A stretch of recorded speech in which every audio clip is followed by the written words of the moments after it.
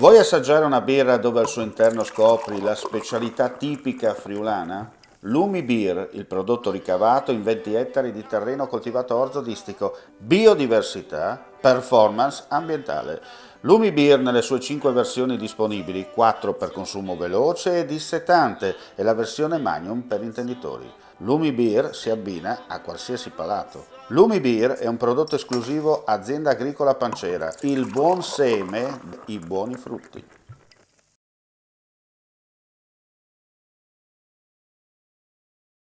Tre persone sono finite in manette nella giornata di ieri ad Azzano Decimo, dove è stata sgominata da parte degli agenti della questura di Pordenone un'importante cella a dispaccio di droga nel territorio.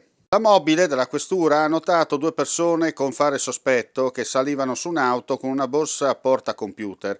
Si tratta di un 37enne italiano e un 40enne marocchino che sono stati sottoposti a controlli. Nella valigetta 10 panetti di hashish per un peso pari a 5 kg. È stata quindi eseguita la perquisizione domiciliare a casa del marocchino e all'interno c'era un 39enne, anche lui magrebino, e altri 10 panetti di droga nascosti in un armadio per un totale poco meno di 5 kg di stupefacente. Per i tre uomini, accompagnati in questura per gli accertamenti, è stato eseguito a loro anche l'esame preliminare del narcotest con reagente al cannabinoidi che dava esito positivo. I tre sono stati successivamente arrestati e accompagnati rispettivamente ai carceri di Trieste, Udine e Treviso, dove sono tuttora a disposizione dell'autorità giudiziaria.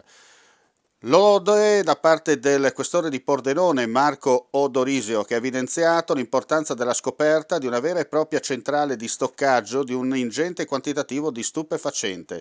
La droga sequestrata avrebbe, pensate, se immessa sul mercato, un consumo che varia tra le 10.000 dosi per un illecito pagato di oltre 150.000 euro.